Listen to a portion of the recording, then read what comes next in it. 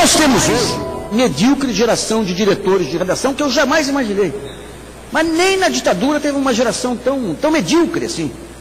Você vai conversar com Eurípides Alcântara, Mário Sabino, e tentaram criar uma inteligência. O Alicâmio virou intelectual desse modelo.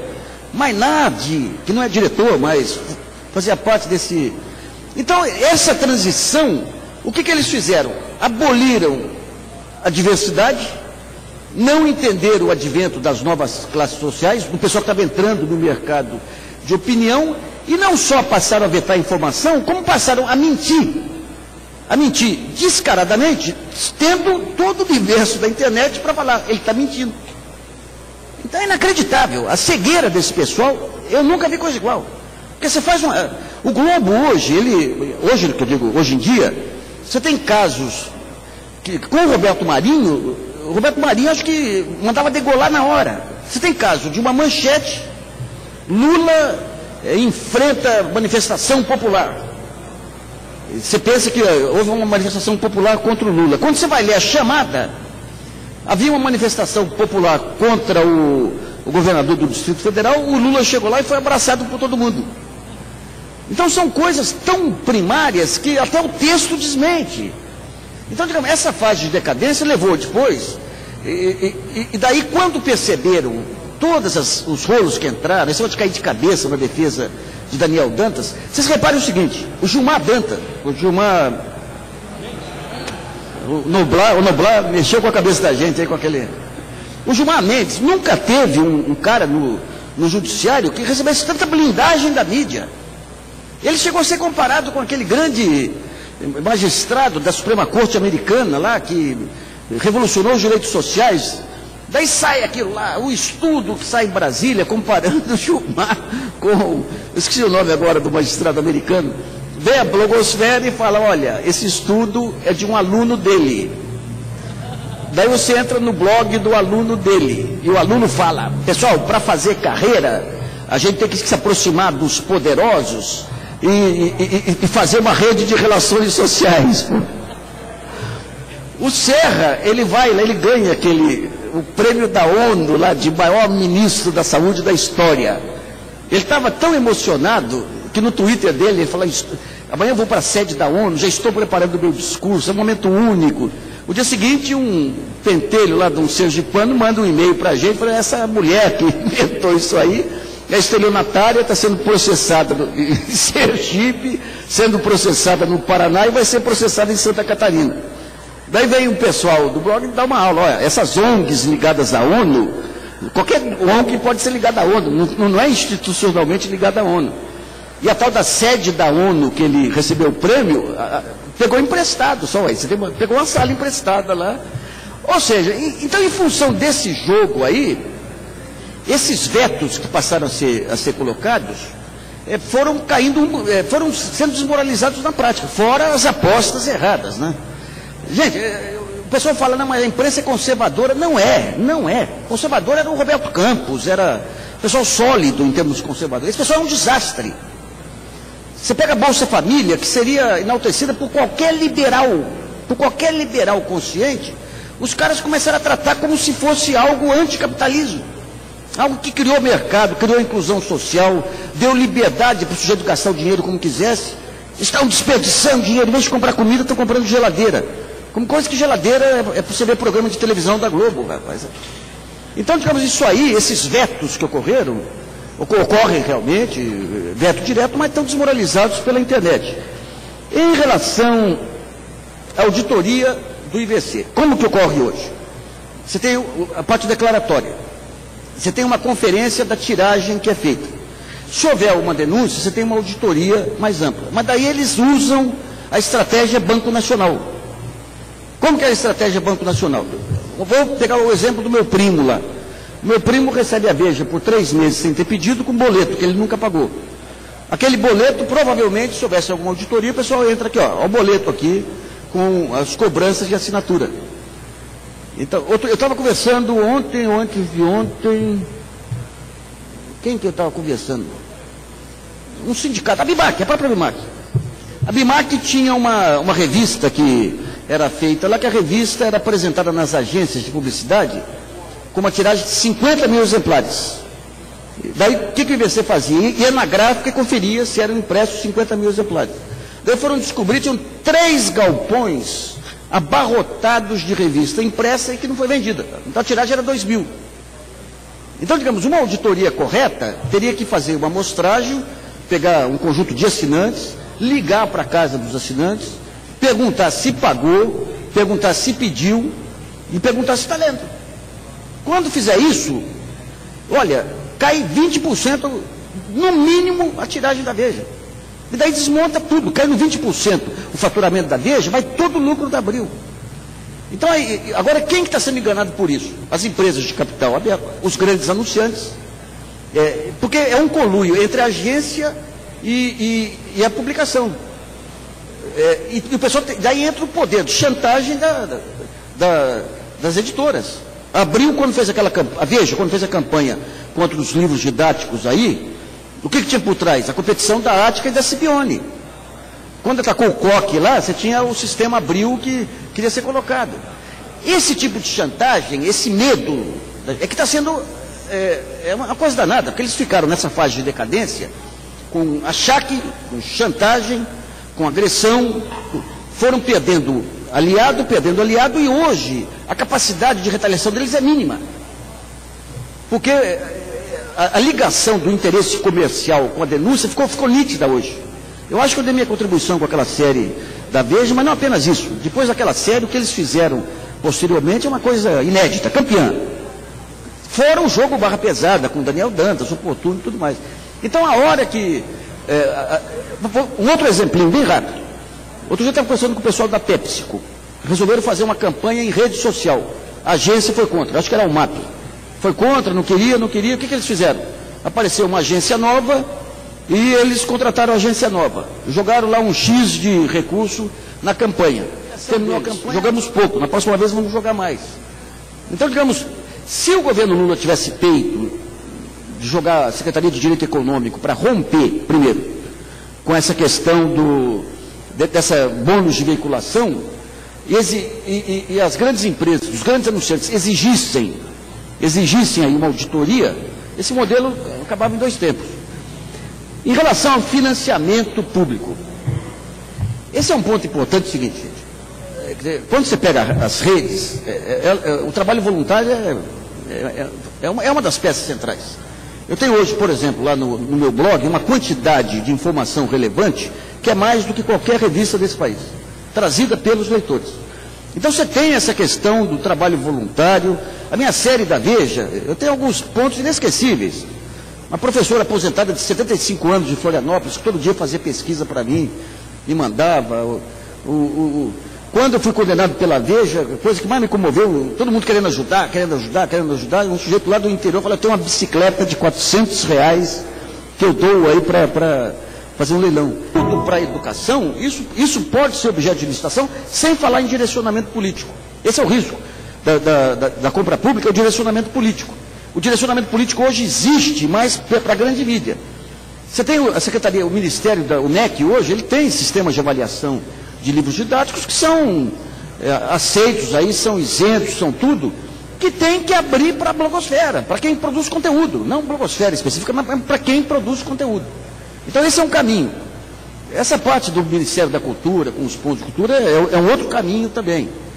E tem que romper, e um outro ponto, que daí depende da blogosfera, é saber se articular em rede orgânica. O que é? Um conjunto de blogs que se articula, monta uma estrutura e descobre possibilidades aí de patrocínio, de venda de produtos, venda de livros, venda disso, daquilo. Mas, de alguma maneira, a gente vai ter, num certo momento, que vai ter o trabalho voluntário, mas vai ter que ter a profissionalização para tornar institucional esse novo modelo. Eu acho que o que caracteriza o discurso da mídia aqui, se a gente foca como acaba de ser feito de maneira brilhante e adequada, né, sobre o discurso da mídia monopolista no Brasil, e eu acho que é o que acontece em todos os países da América do Sul, a gente não tem uma ideia do que são as verdadeiras transformações que caracterizam o capitalismo contemporâneo. Ou seja, a meu ver, o discurso da mídia aqui, ele é particularmente autorreferencial com relação a uma situação política e social que caracteriza o país, onde a desigualdade é tão importante que faz com que, digamos, a chamada classe média, na realidade, seja uma porção da elite, né? Mas, e portanto, que o discurso acabe sendo minoritário mesmo, mas com efeitos de poder. Quer dizer, esses efeitos de poder não chegaram onde eles queriam, mas têm efeitos de poder. Por exemplo, o Bolsa Família, eu acho que sem toda a campanha que foi feita, poderia ser muito maior, muito mais amplo e menos condicional. Quer dizer, ser muito mais um embrião de uma política universal do que uma política neoliberal focalizada, como ele continua sendo em parte. Sem essas campanhas da mídia, nós não teríamos tido a tentativa daquele STF esquisito lá no Rio de Janeiro, que é a reunião dos desembargadores, que por um momento caçaram a política de cotas do Estado do Rio de Janeiro. E teríamos, por outro lado, uma política de cotas e de combate efetivo ao racismo no nível nacional. Na minha universidade, na UFRJ, a Ureune, há investimentos públicos importantíssimos, em um país que ainda conta com recursos escassos, mas a política de cotas, de democratização, de usar a democratização do acesso para o combate ao racismo nem está em pauta. Então tem efeitos deletérios, mas é verdade que esse pessoal, como foi colocado, não é nem inteligente. Tendencialmente, eles estão fora das dinâmicas que dizem respeito ao capitalismo contemporâneo. O capitalismo contemporâneo, ele precisa se adequar ao que está acontecendo, inclusive com as redes. Exatamente. Os capitalistas contemporâneos, aqueles dinâmicos, sabem muito bem que o mercado não é mais massificado. Existem tratados de economia da singularidade, existem tratados de marketing que explicam que hoje em dia você tem que customizar, individualizar, singularizar o teu produto, a tua relação com o cliente. Existe inteligência com relação a isso. E até o neoliberalismo, como sua retórica, eu acho que o neoliberalismo foi mais um sintoma do que uma causa de uma transformação estrutural dentro da qual nós estamos. Ele tinha características que muitas vezes eram estigmatizadas corretamente no embate político-social, mas de maneira inadequada com relação à transformação estrutural. Eu falei, por exemplo, que o que caracteriza o neoliberalismo e o capitalismo contemporâneo não é de excluir. Há um monte de filósofos, de sociólogos, que declaram que o capitalismo contemporâneo não tem um roteiro previsto para os excluídos. E quando a gente observa o que aconteceu nos últimos 20 anos, o capitalismo contemporâneo se globalizou. O que ele fez se globalizando? Incluiu bilhões de chineses, de indianos, de brasileiros, latino-americanos, e um mercado só. O capitalismo, ele precisa incluir todo mundo, ele precisa explorar todo mundo.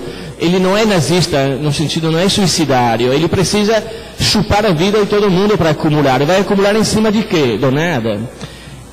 Isso é Ali Camel que não quer incluir ninguém, porque ele continua chupando no passado.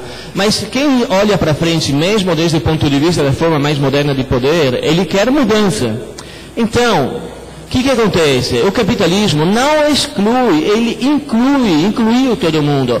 Ora, ao mesmo tempo que ele não inclui mais na forma da industrialização, da massificação do consumo, como colocou o Marcelo, né? Mas inclui por mecanismos de fragmentação, segregação, quer dizer, modulando essa inclusão até o ponto que a gente tem a impressão de que a exclusão aumenta. Quer dizer, a inclusão não corresponde mais a uma integração, porque ela não passa mais pelo pleno emprego. Ou seja, a mobilização produtiva, ela passa por fora da relação salarial. E ela passa também por perda de direitos. A mesma coisa, ela acontece com relação à autonomia. O trabalho autônomo, que inclusive no Brasil, a herança do subemprego, da falta de desenvolvimento, da ilegalidade, etc., da informalidade, ele reaparece sob formas de autonomia verdadeira, de empoderamento. Por quê? Porque a heteronomia ela é enfiada dentro da autonomia, exatamente como no mecanismo da marca. O mecanismo da marca não é necessariamente um mecanismo que aparece sempre, quer dizer, é uma soberania que ela tende a se enfiar por dentro das dinâmicas da imanência, né, da democracia. Por exemplo, pelo discurso da diversidade, como foi feito. Mas, por exemplo, a diversidade, ao mesmo tempo, todo mundo usa como categoria. Ela é um avanço e, ao mesmo tempo, a diversidade, como o que ela é? É a maneira de reconhecer que você não massifica mais o público, que tem que diversificá-lo, mas reintroduzir dentro dessa diversificação e fragmentação as dinâmicas da identidade e não da diferença. Então, nós temos, com relação a isso, ter um discurso, um léxico diferente, que não é aquele da identidade, mas aquele da diferença. E aquele da diferença implica a relação, implica a multiplicidade. Não o fato que passamos de identidades maciças a pequenas identidades que se olham uma com a outra a partir de uma mecânica da marca. Mas a partir do fato que a marca quer dizer a qualidade, a significação do que a gente diz, está interno à dinâmica da rede, e a rede necessariamente é múltipla, não é diversa, é múltipla. E na relação que tem dentro dessa multiplicidade, você tem a diferença.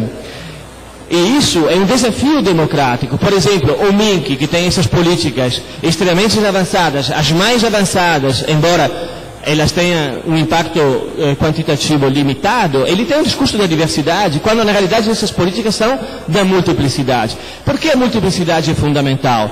Porque é a única maneira para a gente pensar essa relação entre o que a gente faz como singularidade e como conjunto de singularidade. Senão a gente sempre cai na oposição entre o coletivo, o holista, e o individual, o individualista e o mercado. É em cima disso que o discurso da marca e da soberania se reproduz. Nós temos que ter um pensamento que consegue dizer e que consegue afirmar que como as redes funcionam, elas funcionam a partir de singularidades que cooperam entre elas, se mantendo tais, entre si, se mantendo singulares, para além da oposição binária entre o coletivo e o individual. Quer dizer, pensar um uno que é ao mesmo tempo múltiplo, e recusar qualquer forma de redução do múltiplo ao uno, mesmo quando ele aparece como um mercado da singularidade. O que vende uma empresa hoje que não escuta o Ali Camel, mas que precisa trabalhar no mundo contemporâneo e acumular no mundo contemporâneo? Ela vende mundos. Conhecimento por meio de conhecimento, o que é? Formas de vida por meio de formas de vida. A Nike, para fazer um exemplo simplório, ela não vende um sapato, ela vende uma forma de vida. Ela precisa reduzir o horizonte dos possíveis, dos mundos possíveis, a um mundo só. A Nike, ela está dentro do Fórum Social Mundial. Ela não está fora. Ela é a heteronomia que entra dentro da dinâmica da nossa autonomia. E por isso nós precisamos ver isso não como uma inflexão automática, tecnológica. Primeiro porque não há tecnologia sem sociedade. Nunca foi o capital que mudou a tecnologia. Houve um companheiro que falou que nós estamos usando a tecnologia do capital. Que nada. A gente está usando a tecnologia produzida socialmente, que nem o conhecimento. A produção do conhecimento é antropófaga, é sampleamento, que nem a música de ontem, que não escutei, mas que me contaram, que era mistura, mestiçagem musical, sampleamento, antropofagia, produção por alteração. Isso que é o conhecimento. A tecnologia nunca foi do capital, sempre foi apropriada e controlada pelo capital, pelos mecanismos do processo de legitimação na separação do trabalho científico e intelectual com relação ao trabalho manual de execução. Só que hoje tudo é sampleamento, tudo é antropófago, então tudo é brasileiro. Houve um filme brasileiro, porque brasileiro universal, que era Deus e o Diabo na Terra do Sol, né? Hoje em dia é nem Deus nem o Diabo na Terra do Sol. É aqui que são antropofágicos, são antropófagos, né? Nessa dinâmica da rede aonde a singularidade se altera na relação com outras singularidades. Mas se essa rede continua a funcionar feito um mercado, se essa rede continua a funcionar segundo as regras do mercado, primeiro ela acaba numa crise do valor. do valor, que é uma crise da significação, que acaba em crises financeiras, da bolsa de valores, né? Os valores. Segundo, ela vai continuar a reproduzir as formas de acumulação, contra as quais eu acho que a gente trabalha, porque elas limitam a nossa liberdade, e não por ideologia. Então, sem um comum, a singularidade não consegue ser singularidade, mas ela volta a ser o individualismo que produz um pequeno aquele da diversidade, aquele de uma outra marca. Aquela marca que faz com que, por exemplo, eu experimente não sei quantas vezes, 1, 2 vezes por ano escrevo naquela tendência de debate da Folha, as mesmas coisas que eu falo aqui, que eu escrevo em outro lugar, mas quando eu escrevo na Folha, todo mundo fala. Por quê? Sou eu, é a mesma coisa. Mas quando é no tendência de debate, pá, aí vira, torna legal o teu artigo, se eu mando direto, sem passar pela autoridade da Folha, isso não é um mecanismo que vem de fora, é exatamente a heteronomia que está dentro da autonomia. É o comando que aparece como controle, como modulação. É que nem o racismo no Brasil, não é? Não existe racismo no Brasil porque ninguém é branco, ninguém é negro, não é? Então, é modulado. A negação do racismo pela afirmação abstrata do povo mestiço, e não da mestiçagem, ele acaba no paradoxo de negar a possibilidade de lutar contra o racismo que a gente sabe que existe, né? Que é só sempre ver a composição de cor das iniciativas que a gente faz, né? Então, o que nós precisamos é uma política do comum, e aqui dentro nós temos que ter a consciência do fato que esses fóruns são momentos, o fórum foi a condição disso, lá na escola de comunicação, quando a Ivana abriu aquela escola a uma dinâmica de nomadização da universidade, né? Uma dinâmica antropofágica da produção do conhecimento. Mas nós temos que reproduzir isso sem uma política do comum, por exemplo, sem um salário universal que reconheça a dimensão produtiva da vida, dentro dessa produção de formas de vida que produzem outras formas de vida. A nossa singularidade será capturada, inclusive por nós, pelos mecanismos de acumulação que aqui dentro vão se produzindo, ou atravessando as nossas redes.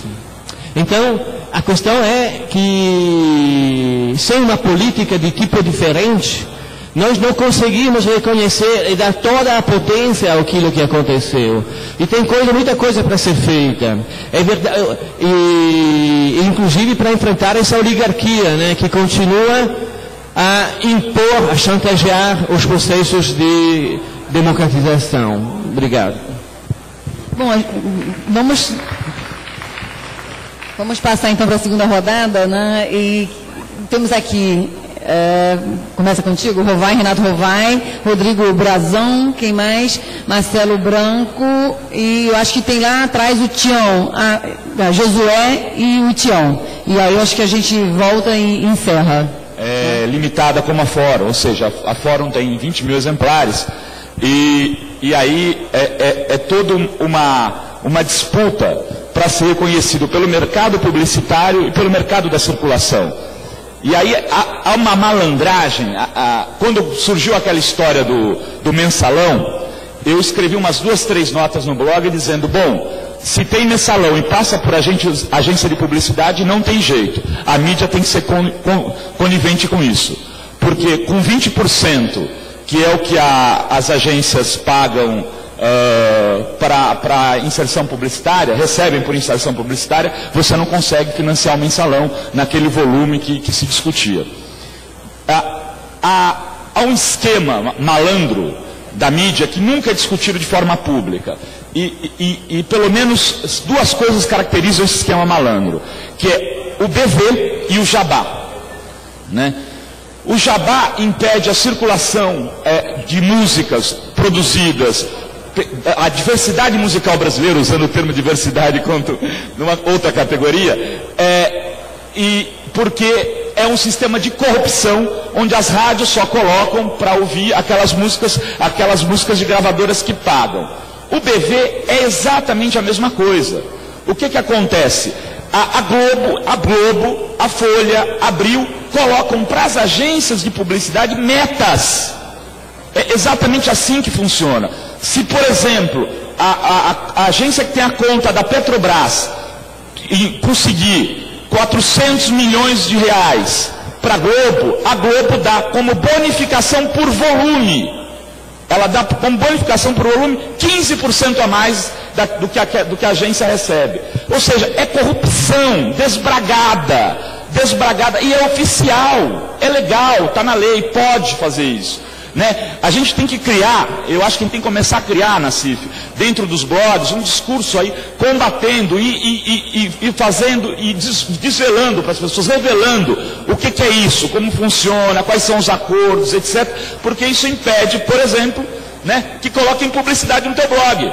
Porque se ele tem uma meta para cumprir com a Globo, uma meta para cumprir com a Abril, por que ele não pode tirar dinheiro daquilo para colocar no blog do Nassif, na revista Fórum, em outras tantas publicações?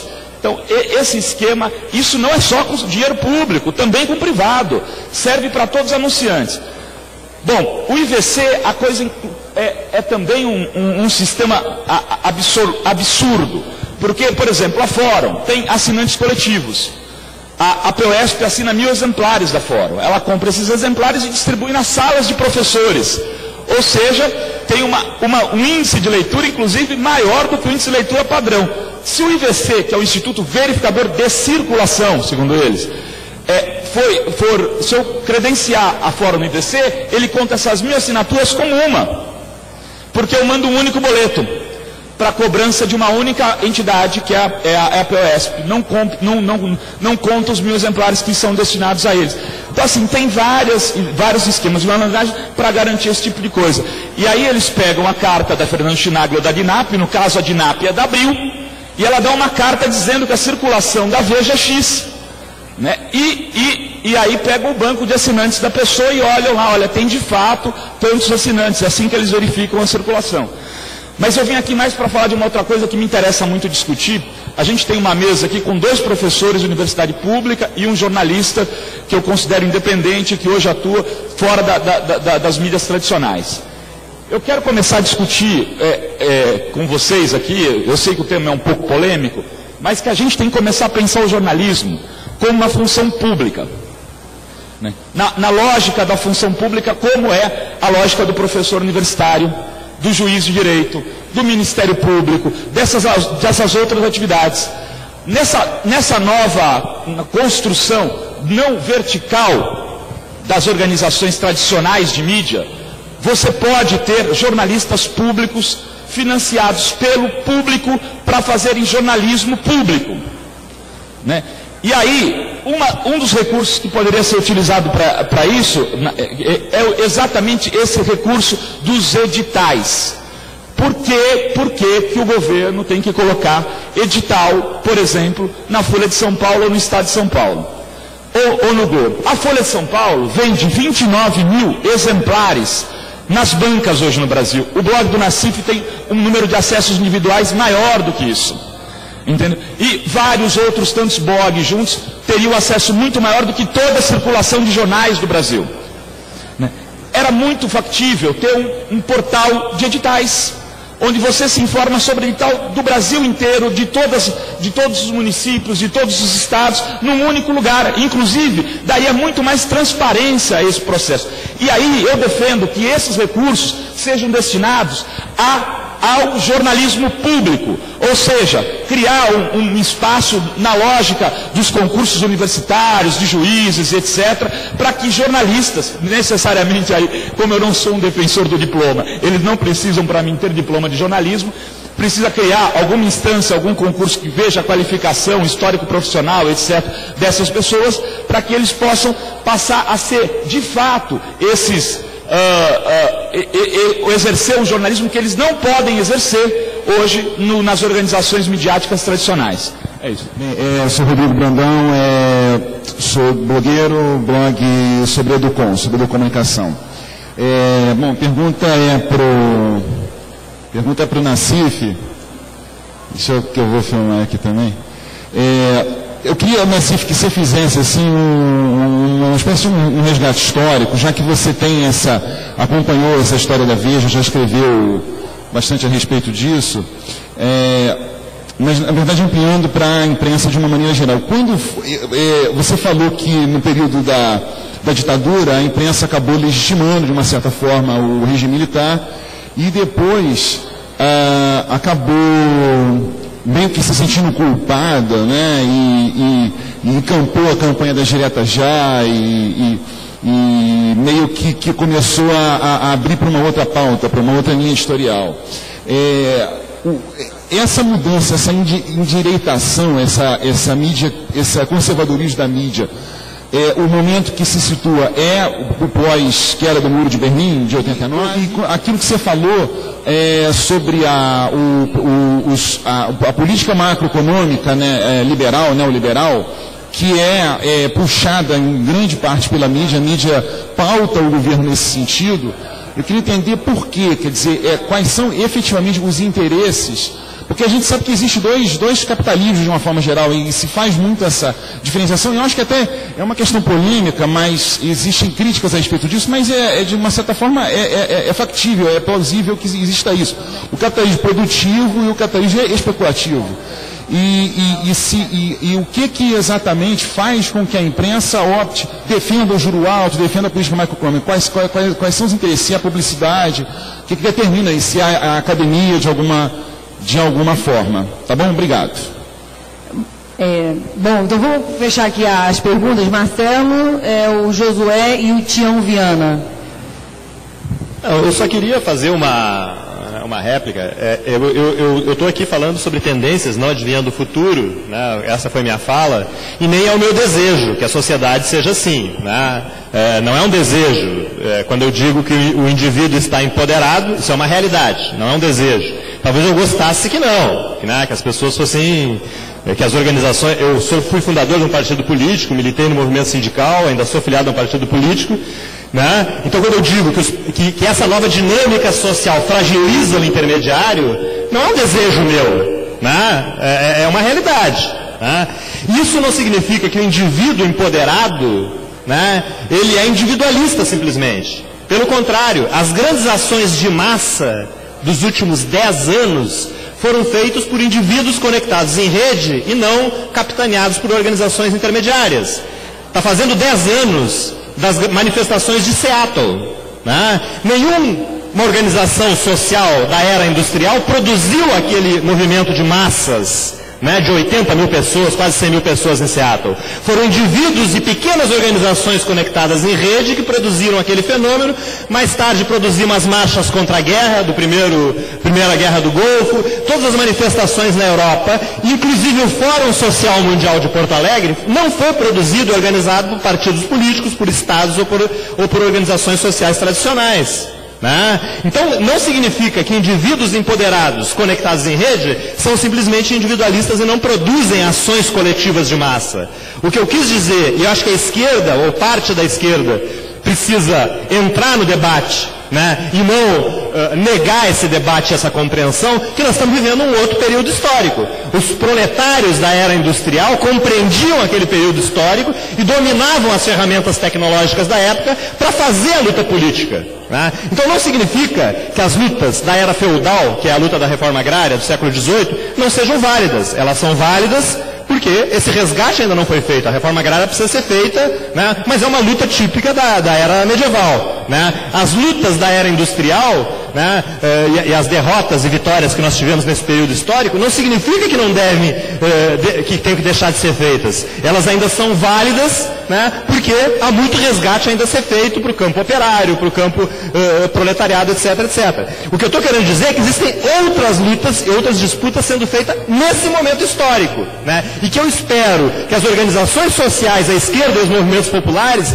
não deixem para discutir essas novas lutas depois que o desequilíbrio para o lado dos poderosos já tenha se confirmado. E outra besteira que nós temos que parar de reproduzir é essa ideia, né, de que a internet é uma obra dos militares, dos monopólios. Não, a internet, essa história é falsa. A internet foi financiada com fundos militares, mas nunca foi um projeto militar, sempre foi um projeto acadêmico. Foram os acadêmicos que produziram essa tecnologia e mais tarde os usuários deram um ressignificado para ela, que foram as comunidades de hackers. Então a internet é fruto da obra dos hackers, e o seu grande crescimento se deu nos anos 90 com estímulos contraditórios. Por um lado, o espírito libertário dos hackers, que produziram esse ambiente descentralizado, etc, etc.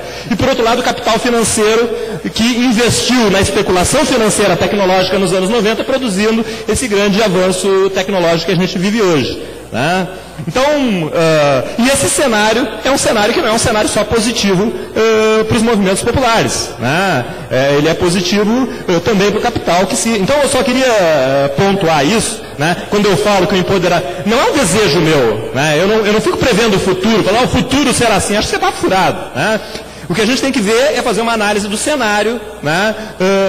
E em cima desse cenário fazer a discussão. Agora, eu vejo que às vezes tem companheiros que negam o cenário. Isso é coisa de capitalismo, internet. Rede social não é Facebook, não é Orkut, não é MySpace, não é Twitter. Rede social é a nova forma de relacionamento que a humanidade está fazendo nesse patamar. A primeira grande rede social foi a de comunidade de software livre, uma rede social em torno do código-fonte de um programa informático. Os mesmos que criaram a internet souberam usar a internet melhor em primeiro momento. Né? Então os hackers, criadores do software livre, criadores da internet, usaram as redes sociais no primeiro momento, enquanto o resto da humanidade passou a se apropriar em um segundo momento, um terceiro momento, etc, etc. Então nós estamos vivendo um momento, nos últimos 4, 5 anos, que a minha mãe, a minha tia, está no Orkut. Né? Ela não podia estar num CVS de distribuição de código-fonte do sistema operacional GNU Linux. Né? Mas já existia centenas de milhares de desenvolvedores funcionando em formas de redes sociais, né, em torno do código-fonte. Então, rede social não é a invenção do capitalismo, é a nova forma que a humanidade se relaciona a partir das possibilidades tecnológicas de um ambiente criado por hackers, alguns deles lá no princípio, que faziam viagens de LSD, etc, etc, etc, foram os criadores da internet. Né? E a internet existe porque os militares disseram que isso não serve para nada, descartaram, entregaram para o operador, a monopolista AT&T, que disse isso não serve para nada, né? E até 95 Bill Gates dizia que a internet não servia para nada. Né? Então, graças a esses 3 fatores, os milicos diziam que a internet não serve para nada, e entregaram ela para uma operadora de telecom monopolista que disse isso não serve para nada. Né? Então, eu acho que tem que fazer uma releitura dessa história e não continuar reproduzindo que a internet fosse parte de uma estratégia militar. Se fosse um protocolo militar, não tinha dado no que deu, né? José. Então, é muito mais do que uma pergunta, que inclusive entendo que tanto a questão das redes sociais, essa nova forma de fazer comunicação, ela tem um potencial muito grande democratizador. Tenho dúvida disso. Mas eu acho que isso ainda estamos no processo de construção. Né? Hoje, a humanidade não se relaciona através das redes sociais. Uma minoria muito ínfima da humanidade já se relaciona e para utilizar, para fazer discussão, para buscar informação. A internet ainda, e se nós pegar hoje, por exemplo, no Brasil, os grandes sites que são mais acessados são aqueles que reproduzem, né, os conteúdos do oligopólio da grande mídia. Né? Se a gente pegar hoje a Globo.com, se a gente pegar o Terra, se a gente pegar a UOL, né? Então, e aí, a minha grande preocupação é a seguinte: nós estamos em meio à discussão do que pauta ainda hoje a comunicação do Brasil, que é a radiodifusão. A radiodifusão não acabou. Ela pauta, inclusive, os sites que são mais acessados hoje ainda. E por isso nós não podemos deixar, nesse momento da Conferência Nacional de Comunicação, porque o mesmo, a maioria hoje, eu tenho a oportunidade de estar representando a Abraço, juntamente com o Soter na comissão, está visando a Conferência de Comunicação. Qual o motivo que alegou os radiodifusores, principalmente a BET e as grandes empresas saírem? Que eles só queriam discutir a internet. Porque eles querem regulamentar a internet, impedir que a internet avance no seu caráter democratizador, e que não querem debater a radiodifusão, porque não querem controle público sobre a radiodifusão, porque não querem fortalecimento da mídia pública e porque não querem o fortalecimento da radiodifusão comunitária. Hoje, o braço repressor do Estado e as grandes elites, quem eles estão reprimindo é as rádios comunitárias ainda. Esse é o grande foco ainda deles, porque hoje quem pauta a política no país e que inclusive pode pautar a nova regulamentação da internet, que pode digamos assim, barrar o seu caráter democrático, a sua liberdade, né, o autonomismo, né, que as pessoas podem ter na rede, é esse o poder. Então hoje nós temos que enfrentar esse poder. É a radiodifusão, sem deixar de pensar na internet, sem deixar de pensar como que a gente vai regular para garantir que os usuários, que a rede seja democrática e continue sendo democrática. Mas nós não podemos deixar de discutir a questão do fortalecimento. Essa é uma preocupação que eu trago para o Fórum de Mídia Livre. Nós temos que discutir hoje também, e é o centro porque é o centro do poder hoje. Para mim, é o poder. É a radiodifusão, é a TV, é o rádio. Eu acho que, sem dúvida, os blogs têm influência, têm informação, mas não chegam nem perto hoje de influenciar, né, de forma, digamos assim, mais consistente a política no país. Obrigada, José Tião, então, e aí a gente volta aqui para a mesa para ir encerrando. Primeiro, uma reparação, eu sou Zé Guilherme, estou aqui pela Rádio Favela, Mídia Livre. Primeiro, uma alegria. Hoje eu acho que quem é resistência, até minha admiração pelo Rovai, quem está na resistência é o impresso. Hoje difícil é fazer impresso, o resto tudo é moda, tudo é muito bom. E é legal a gente chegar numa cidade que tem um jornalzinho que não custa nem 25 centavos. É no pão, vem junto com o pão. Eu acho que a gente partiu, nós que queremos construir outro mundo, para novas coisas. A gente fazia grandes publicações em preto e branco, quando conseguia imprimir vermelho, era um show. Hoje as coisas estão coloridas em papel couché e sem conteúdo, sem profundidade. Então eu acho que era bom a gente voltar alguns tempos atrás. Sobre a questão de quem inventou quem, e sempre foi com a ajuda da academia, se não fosse a academia não teria os avanços bons, nem os avanços ruins, mas foi o avanço da humanidade, são os avanços bélicos. E tinha hora, igual agora na invasão do Iraque, você não sabia se era um jornal, que o jornalista era do exército americano, ou era jornalista que estava no jornal, igual alguns laboratórios, alguns espaços da academia. Você não sabia se estava fazendo parte do sistema bélico, toda aquela produção da humanidade, e hoje a gente tem várias coisas, inclusive a internet é uma opção de outras coisas. Eu, sobre a questão da internet, quando saiu o videocassete, eu falei, se eles estão liberando para a gente o videocassete, o que eles estão utilizando? Eu acho que já estavam utilizando a internet, há muito mais tempo. Aí, duas coisas. É com esse novo paradigma da comunicação, quem está entrando, quer queira ou não quer não, nós estamos saindo do play. Então, o Roberto Marinho não tem muito aquele poder que ele tinha o poder do play. Hoje nós estamos entrando no enter. Muito devagarzinho, e a luta de classe que define, até a revista da Gol, quem voltar estiver na mesma, 85% da classe A já está no Twitter. É tudo bom para todo mundo, mas quem tem din-din para comprar, que aproveita. Então, 85% está lá na boa. Se é verdade o que sai nessa mídia, que até a gente chama de grande mídia, e ela está chamada grande mentirosa, que eles fazem uma confusão de defesa de imprensa com libertinagem de empresa. Você tem mais, então é a grande mentira. É grande, sei lá, dar bom, mas está no comum, porque o que é comum na mídia comum é falar mentira, é não falar a verdade. Então, o que é essa questão da mudança do play para o enter?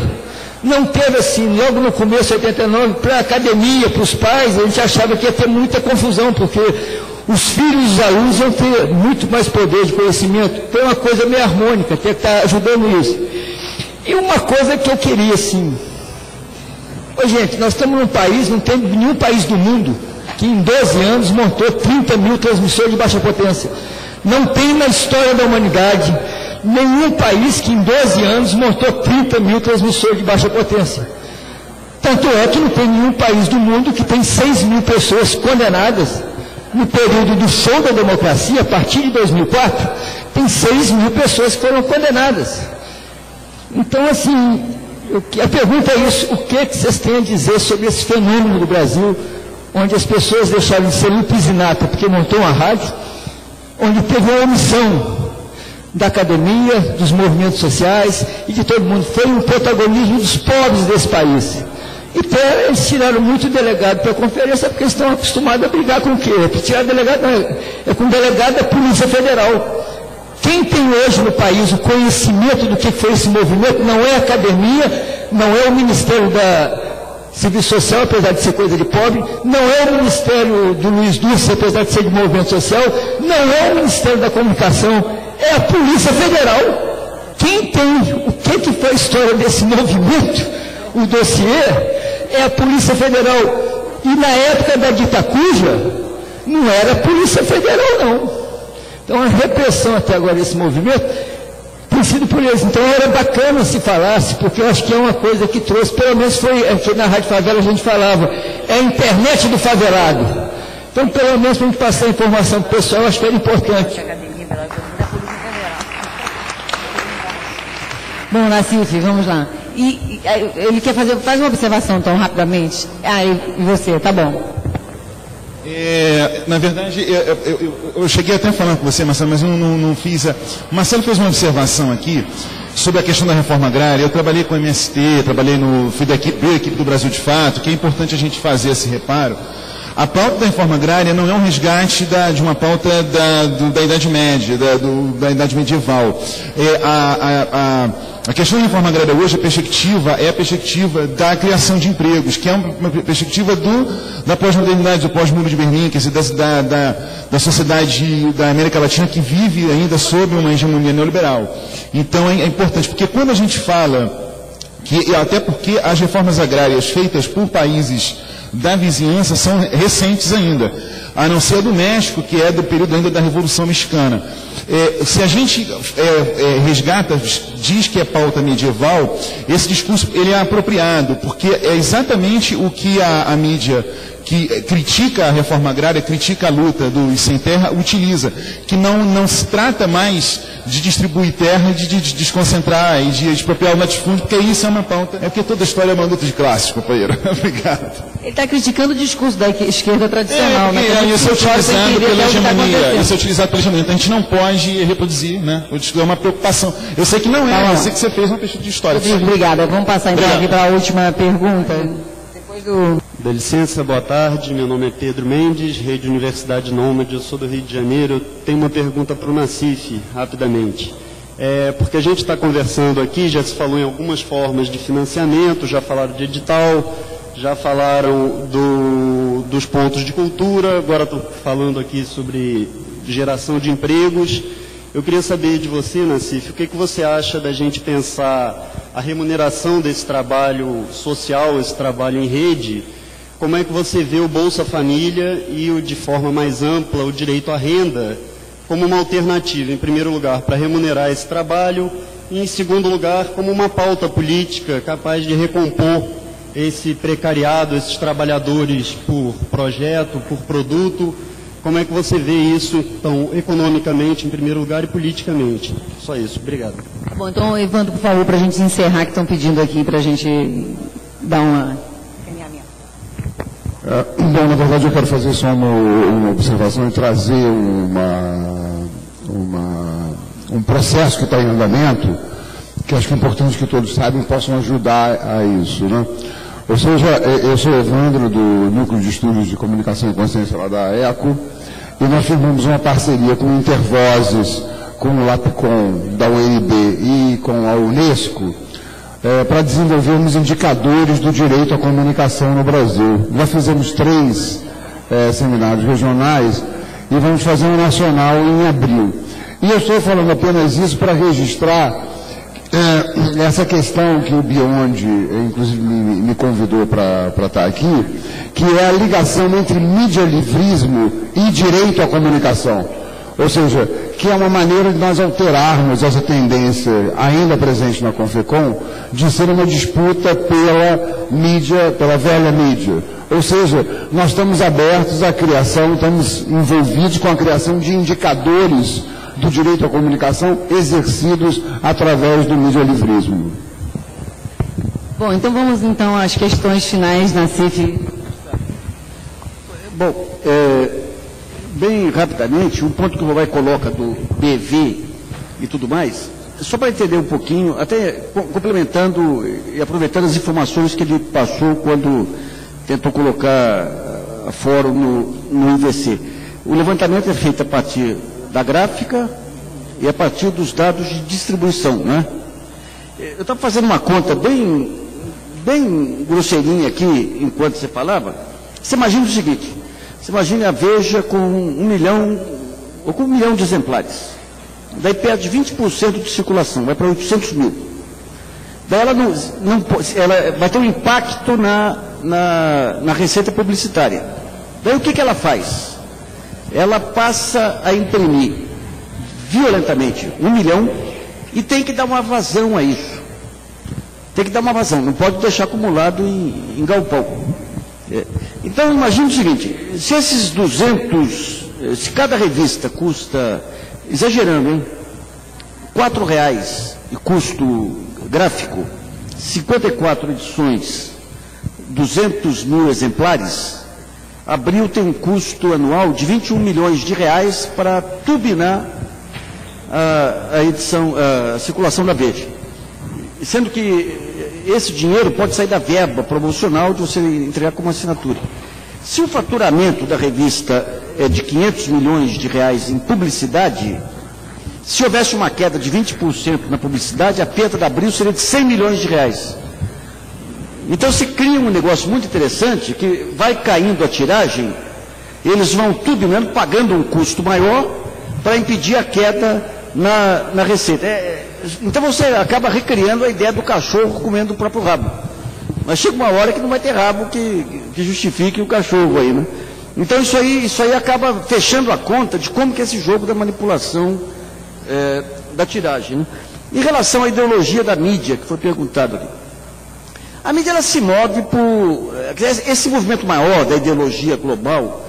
Você pega os anos 80, a mídia era a favor do fechamento da economia, era a favor, a reserva de mercado já estava começando, da informática já estava começando a cair. Então você tem um componente ideológico que criou esse movimento de manada em favor do mercado. Mas você tem um outro componente que é fundamental, que é câmbio. Você pega o maior índice de custo de jornal e revista é papel é câmbio. Eu fiz uma conta tempos atrás, com o dólar caindo de 2,30 para 2, não estamos nem falando de 1,70 agora, hein, sabe? A Folha teria um ganho de rentabilidade equivalente a um aumento de tiragem de 30%, sem levar em conta os gastos de promoção.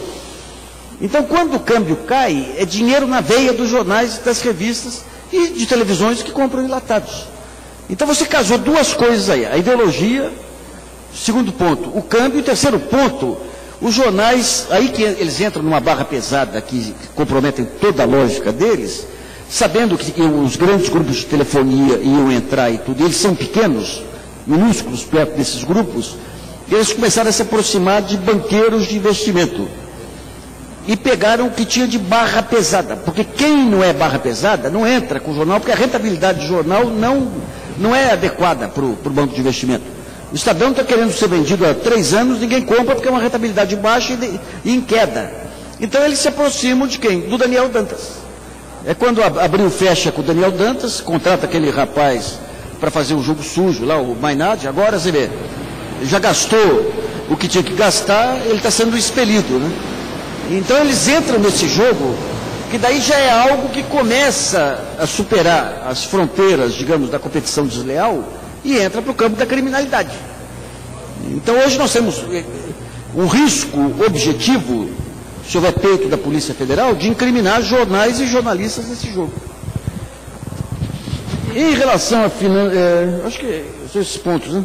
Em relação à Bolsa Família, eu acho que não dá para misturar aí, né? Eu acho, o que dá para fazer é o seguinte, você tem, eu preciso entender melhor esses pontos de cultura, o que pode ser feito com o tempo. Veja bem, cada grupo social, seja lá no interior do Nordeste, seja na periferia, grupos de música, eles vão ter que ter uma representação jornalística na internet.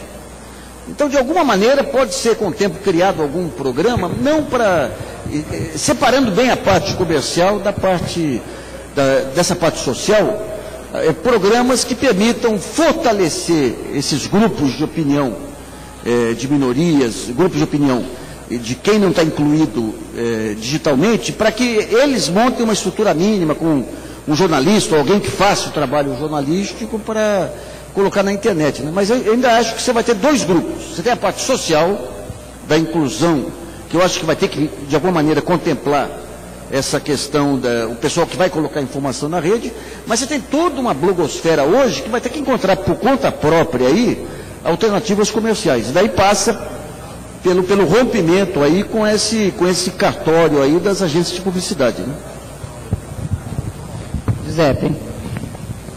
Bom, rapidamente, porque são os debates que têm que continuar. Eu queria, sim, o Fábio Marini está indicando aí, mas queria dizer duas coisas, me alavancando um pouco na fala do Marcelo, né? As dinâmicas de mudança, de inovação, elas vêm de baixo, e elas são exatamente o fato da democracia. E elas vêm de longe, isso não significa que sejam sempre as mesmas. Ao contrário, nós temos mudanças radicais. Dentro do embate que opõe exatamente a potência da democracia a todas as formas de poder que tentam limitar a democracia e a liberdade. Essa coisa que vem de baixo tem características novas, paradigmáticas hoje, é o fato que nós encontramos, por exemplo, no movimento do copyleft das redes, o quê? O fato que esse é um movimento que, antes de ser reivindicativo e representativo, ele é um movimento produtivo. Ou seja, não há distinção no copyleft, no software livre, nas redes, não há distinção entre luta e produção. Portanto, ele é materialmente além de qualquer dinâmica de representação que reduz sistematicamente, necessariamente, os muitos ao uno, mesmo se muitos e unos a cada vez, como no caso da diversidade. Só que nós temos que ver que, se essa é a base, inclusive na internet, ela é militar como origem, mas no modelo de resistência. Então, o militar é parte da sociedade, não é uma coisa que vem de cima, né? O militar precisa mobilizar, né? Mobilizar os soldados. É social, né? Tem a ver com a soberania, tem a ver com a noção de povo, etc. E a internet, quando ela foi pensada e desenvolvida pelos cientistas, a partir de como eles trabalhavam, exatamente por sampleamento, por saque e dádiva, o trabalho intelectual é saque e dádiva. Às vezes é chamado de plágio, tá? Quando você não reconhece o saque e coloca como se fosse dádiva, né? Aconteceu em São Paulo recentemente um caso desse tipo, parece. Agora, o trabalho científico é saque e dádiva, é antropófago, é pilhar o que os outros fazem e tentar comunicar o que a gente faz. E, ao mesmo tempo, um modelo de resistência descentralizado. Era, na hipótese que todos os centros de comando possam ser objeto de um ataque nuclear soviético, que a coisa continue a funcionar. O que essa coisa é, senão a rede enquanto horizontalidade e democracia? Então, a inovação, ela é social, não é capitalista, ela é democrática. Ao mesmo tempo, nós temos que reconhecer que essas mudanças não são ligadas a um setor de ponta. No Brasil, o movimento mais parecido àquele que é aquele da rede é o movimento dos pré-vestibulares. Nos pré-vestibulares do trabalho voluntário para quebrar a exclusão de 97%, que é o nível de exclusão que tem no acesso ao ensino superior público gratuito, e de 87%, 88% no que diz respeito ao ensino superior em geral, os pré-vestibulares, e muitas vezes com um viés de luta contra o racismo, quer dizer, para negros e pobres, eles tinham a mesma característica do que o trabalho do copyleft, porque eles juntavam, antes de ser a reivindicação para uma política de cotas, eram luta e produção ao mesmo tempo. Quer dizer, produziam candidatos pobres, negros, das periferias, capazes de entrar dentro dessa coisa da elite que produz a base desses jornalões e desses grupos de mídia. O problema não é que a mídia é conservadora apenas, mas eu acho que a elite também é conservadora, neo-escravagista, ela tem uma relação racista com a grande maioria da população. Aí eu acho que se tudo vem de baixo e a gente tem que mantê-lo dentro dessa dinâmica de baixo, como no caso dos editais, ponto de cultura e ponto de mídia, a gente não pode abrir mão também da questão do governo. Um governo que faz as cotas é diferente de um governo que não faz as cotas. Um governo que distribui renda é diferente de um governo que não distribui renda. Um governo que faz o reúne, que tenta fazer as cotas, é diferente de um governo que não faz o reúne. É o contrário, aproveita o apoio do corporativismo esquerdista nas universidades para privatizar o ensino superior, como foi feito pelo FHC e o Paulo Renato. Isso faz a diferença. A multidão das singularidades que cooperam entre si é o máximo de governo, porque tem um princípio, que é o princípio exatamente da dádiva, que é o princípio do trabalho voluntário. O que é o trabalho voluntário? É o amor. O amor no sentido spinozista, a forma mais alta de conhecimento. É isso. Tudo bem.